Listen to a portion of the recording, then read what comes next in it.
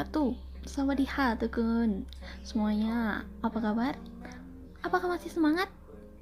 Oke, jadi di sini kami dari kelompok 1 dengan anggota Yuni, Mutia, Sheila, Cindy, Desi, dan saya sendiri Ayu Triandiani akan mencoba menjelaskan materi tentang pusat pengendalian keuangan. Mohon diperhatikan ya.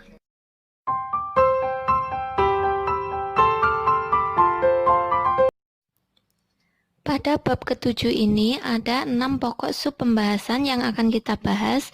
Yang pertama ada pusat pertanggungjawaban, yang kedua ada tipe pusat pertanggungjawaban keuangan, yang ketiga ada hierarki dari pusat pertanggungjawaban keuangan, yang keempat memilih pusat pertanggungjawaban keuangan yang digunakan, yang kelima ada keuntungan pusat pertanggungjawaban keuangan, dan yang terakhir keenam ada harga transfer.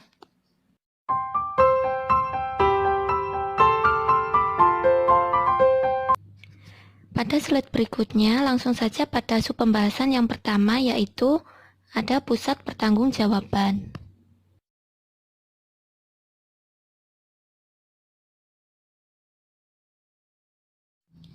Pusat pertanggungjawaban merupakan organisasi yang dipimpin oleh seorang manajer yang bertanggung jawab terhadap aktivitas yang dilakukan, yang mana pada hakikatnya perusahaan merupakan sekumpulan pusat-pusat pertanggungjawaban yang masing-masing dipresentasikan oleh sebuah kotak atau divisi dalam bagan organisasi.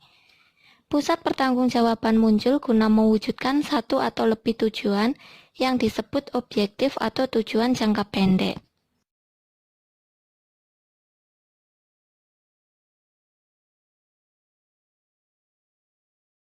Dalam sistem pengendalian hasil keuangan, hasil ditetapkan dalam satuan moneter. Sistem pengendalian hasil keuangan memiliki 3 komponen utama, yaitu satu ada pusat pertanggungjawaban keuangan, yang komponen utamanya yaitu untuk akuntabilitas hasil keuangan dalam organisasi. Yang kedua ada perencanaan dan sistem penganggaran, ini digunakan untuk menetapkan target dan mengevaluasi kinerja. Yang ketiga ada kontrak insentif yang menghubungkan hasil dan berbagai imbalan.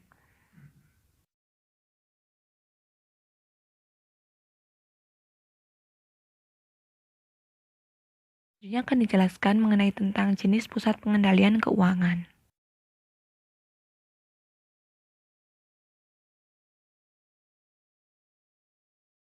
Yang pertama yaitu pusat investasi, merupakan pusat pertanggungjawaban di mana para manajer memegang tanggung jawab atas laporan laba rugi atau neraca serta masalah pengembalian atas investasi. Di dalamnya mencakup rasio keuangan seperti return on investasi dan return on equity. Yang kedua ada pusat laba, ini merupakan pusat pertanggungjawaban di mana manajer mempertanggungjawabkan beberapa pengukuran laba, yaitu di mana pendapatan diperoleh dan biaya dikeluarkan selama kinerja.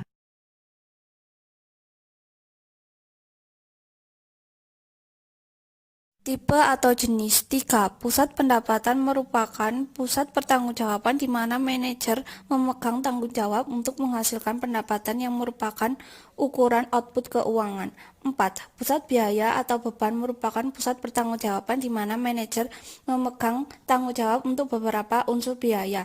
Biaya adalah pengukuran keuangan dari input atau sumber daya yang digunakan oleh pusat pertanggungjawaban.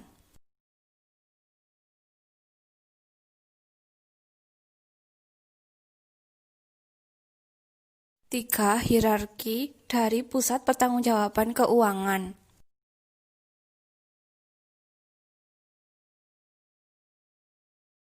Para manajer pusat investasi diharapkan dapat bertanggung jawab untuk sebuah ukuran laba yang dihubungkan secara langsung pada kinerja dalam area yang direfleksikan dalam neraca. Para manajer pusat laba diharapkan dapat bertanggung jawab untuk beberapa macam item pendapatan dan beban.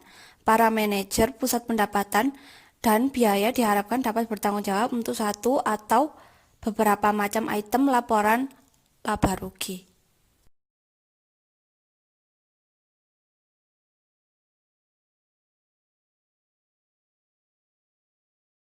Lalu yang keempat, memilih pusat pertanggungjawaban keuangan yang digunakan.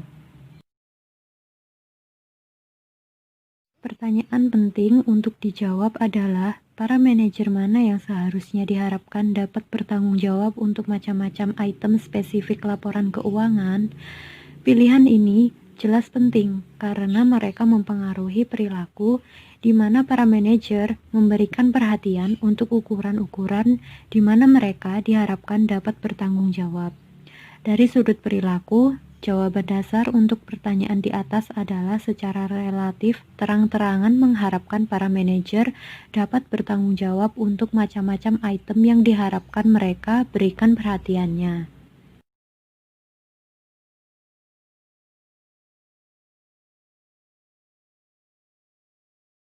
Lalu yang kelima, keuntungan pusat pertanggungjawaban keuangan.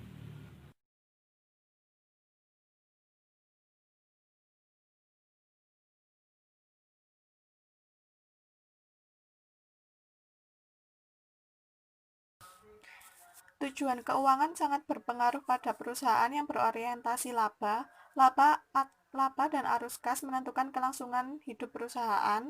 Ukuran keuangan menyediakan suatu ringkasan komprehensif atau menyeluruh dari kinerja perusahaan. Pengendalian hasil keuangan dapat digunakan secara luas. Pengendalian hasil keuangan dapat menyediakan suatu bentuk pengendalian manajemen yang tidak ketara. Kebanyakan ukuran keuangan itu relatif, tepat, dan objektif. Biaya dari penerapan hasil keuangan biasanya relatif kecil dibandingkan bentuk-bentuk pengendalian manajemen lainnya.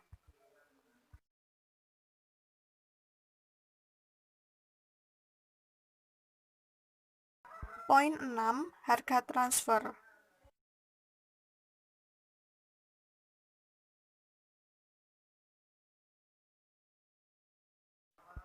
Masalah harga transfer. Ketika pusat laba atau investasi seringkali menyediakan produk atau jasa kepada pusat laba atau investasi lainnya dalam perusahaan yang sama, maka terjadi mekanisme untuk menetapkan harga transfer. Harga transfer ini secara langsung mempengaruhi pendapatan yang dihasilkan oleh pusat laba, biaya yang dikeluarkan oleh pusat laba dan konsekuensinya, laba dari kedua entitas.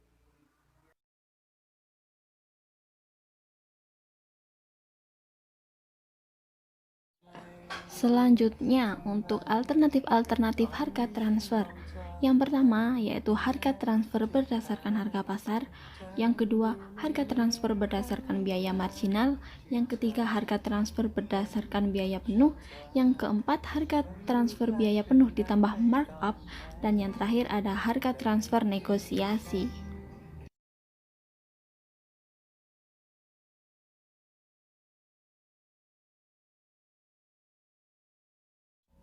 Selanjutnya yaitu variasi lainnya. Yang pertama, metode biaya marginal ditambah lump sum.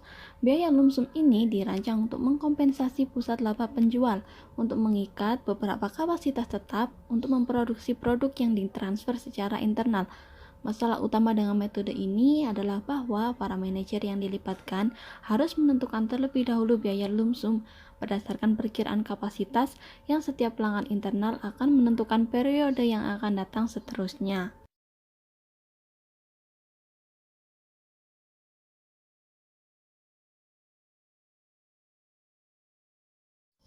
Yang kedua yaitu harga transfer dual rate. Dalam variasi ini, pusat laba penjual dikreditkan dengan harga pasar, tetapi pusat laba pembeli membayar hanya marginal atau penuh biaya produksi. Dua keuntungan dasar harga transfer tarif rangkap 2 yaitu 1. Para manajer, baik pusat laba penjualan dan pembelian, menerima sinyal ekonomi yang sesuai untuk pembuatan keputusan. Dan yang kedua, metode ini memastikan bahwa transaksi internal akan berlangsung, membuatnya mungkin untuk memelihara proses produksi secara integrasi vertikal.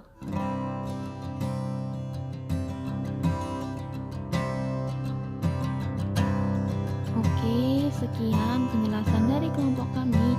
Apabila ada kekurangan, ada kesalahan, mohon maaf yang sebesar-besarnya. Terima kasih atas perhatiannya. Sampai jumpa di materi selanjutnya. Wassalamualaikum.